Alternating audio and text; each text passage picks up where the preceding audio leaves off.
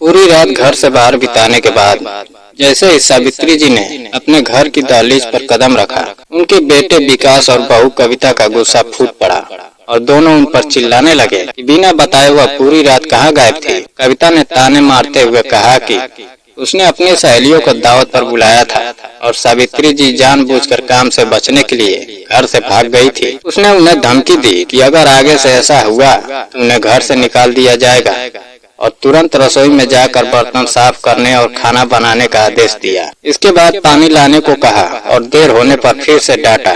सावित्री जी चुपचाप सब सहती रही। जब उन्होंने अपनी आंखों की दवाई के लिए पैसे मांगे तो कविता ने उन्हें अपमानित करते हुए मना कर दिया और कहा कि वह खुद कमाती नहीं है, इसलिए ज्यादा मांग न करे। यह सुनकर सावित्री जी का दिल टूट गया और वह भीतर ही भीतर रोने लगी। उन्हें अपने बीते दिन याद आने लगे जब वह अपने गांव में सम्मान के साथ रहती थी। पति के गुजर जाने के बाद वह बिल्कुल अकेली हो गई थी और बेटे बहू ने मीठी बातों से उन्हें शहर बुलाया था, यह कहकर कि उन्हें उनकी जरूरत है। लेकिन शहर आने के बाद धीरे धीरे सच्चाई सामने आने लगी। बहू ने घर की सारी जिम्मेदारियां उनके कंधों पर डाल दी और खुद आराम करने लगी। बच्चों के जन्म के बाद तो सावित्री जी की जिंदगी पूरी तरह बदल गई। दिन भर घर का काम करना, रात भर बच्चों को संभालना और सुबह फिर वही दिनचर्या। इस सब के बीच उनके अपने शरीर ने भी जवाब देना शुरू कर दिया। घुटनों में दर्द, कमर में तकलीफ और आंखों में जलन होने लगी, लेकिन उनकी तकलीफ को समझने वाला कोई नहीं था। एक दिन काम करते करते वह चक्कर खाकर गिर पड़ी। तब बेटे ने उन्हें अस्पताल तो ले गया, लेकिन वापस आकर साफ कह दिया वह अपना ध्यान खुद रखे, क्योंकि उनके पास उनकी सेवा करने का समय नहीं है। यह सुनकर सावित्री जी का दिल पूरी तरह टूट गया। उन्हें समझ आ गया कि अब वह इस घर में सिर्फ एक काम करने वाली बनकर रह गई है। जब उन्होंने गांव लौटने की इच्छा जताई तो बेटे ने बताया कि उसने गांव का घर बेच दिया है। यह सुनकर सावित्री जी की दुनिया ही उजड़ गई। वह घर उनकी यादों का सहारा था। अब उनके पास लौटने के लिए भी कोई जगह नहीं बची थी। वह मजबूरी में उसी घर में रहने लगी, लेकिन अब उनके मन में एक खालीपन और दर्द बस गया था। एक दिन जब कविता ने उन्हें बाजार से सामान लाने भेजा तो सावित्री जी ने तय कर लिया कि अब वह अपनी जिंदगी खुद जिएंगी। वह सीधे अपनी सहेली कमला के पास गई, जो एक महिला विकास आश्रम में रहती थी। कमला ने उन्हें वहाँ के बारे में बताया, जहाँ महिलाएं मिलकर अचार और पापड़ बनाती है और अपनी मेहनत से पैसे कमाती है।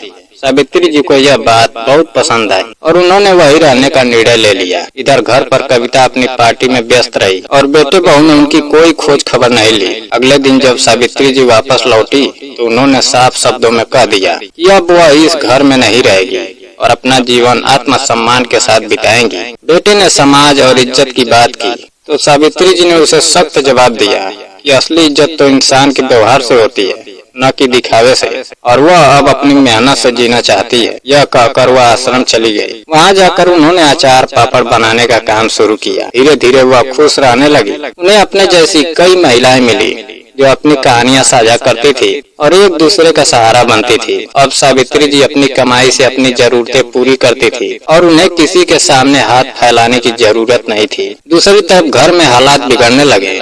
बच्चों को संभालना, घर चलाना और नौकरी करना, सब कुछ एक साथ करना मुश्किल हो गया। कविता को अपनी नौकरी छोड़नी पड़ी और दोनों पति पत्नी के बीच झगड़े बढ़ने लगे। उन्हें एहसास होने लगा कि सावित्री जी कितनी बड़ी जिम्मेदारियां निभा रही थी। आखिरकार 1 महीने बाद दोनों आश्रम पहुँचे और सावित्री जी से माफी मांगते हुए उन्हें घर वापस चलने के लिए कहा। पहले तो सावित्री जी ने मना कर दिया, लेकिन बेटे के बार बार आग्रह और अपनी शर्तों के साथ उन्होंने वापस जाने का फैसला किया। उन्होंने साफ कहा कि वह अपना काम नहीं छोड़ेगी और घर के कामों में हाथ नहीं बंटवाएगी।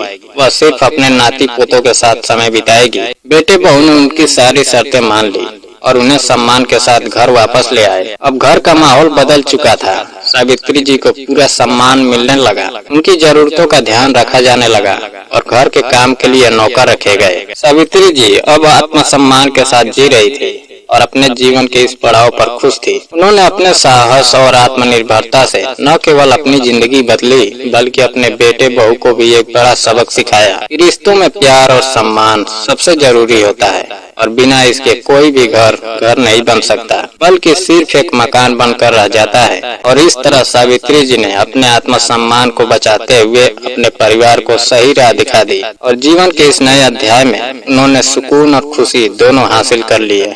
दोस्तों, अगर कहानी पसंद आई हो तो वीडियो को लाइक और चैनल को सब्सक्राइब करना ना भूलें। जय हिंद।